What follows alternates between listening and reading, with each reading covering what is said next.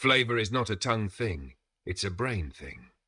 For centuries, we were taught that flavor was something mapped onto the tongue, sweet at the tip, bitter at the back, sour and salty along the sides. Many of us saw this diagram in textbooks and maybe even memorized it for school.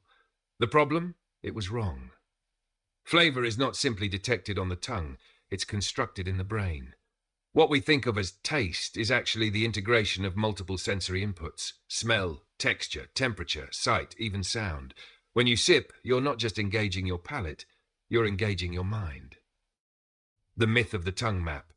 The tongue map, first popularized in 1901 by German scientist D.P. Hennig, suggested different regions of the tongue were specialized for certain tastes.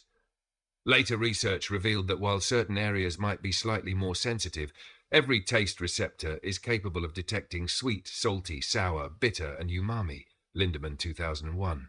So the myth persisted, not because it was accurate, but because it was simple. Humans crave simple stories. But as SIP studies reminds us, the deeper truth is always more interesting. The brain as flavor architect. Modern neuroscience shows that flavor is less about your tongue and more about your brain.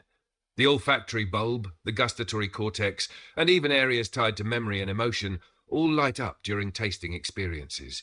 This is why a whiff of cinnamon might remind you of a holiday kitchen, or why a sip of Cabernet can transport you to a moment under oak trees.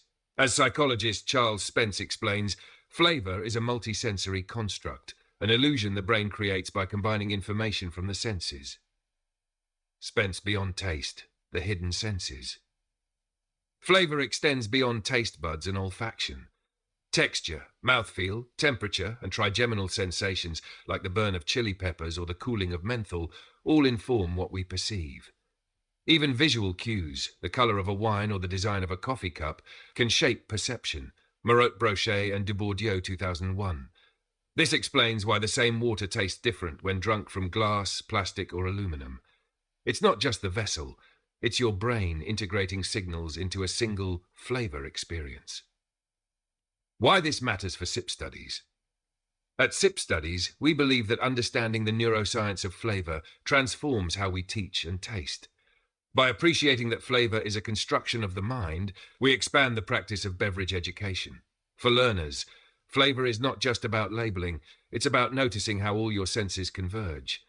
For communities, shared tastings become richer when we acknowledge diverse perceptions and memories.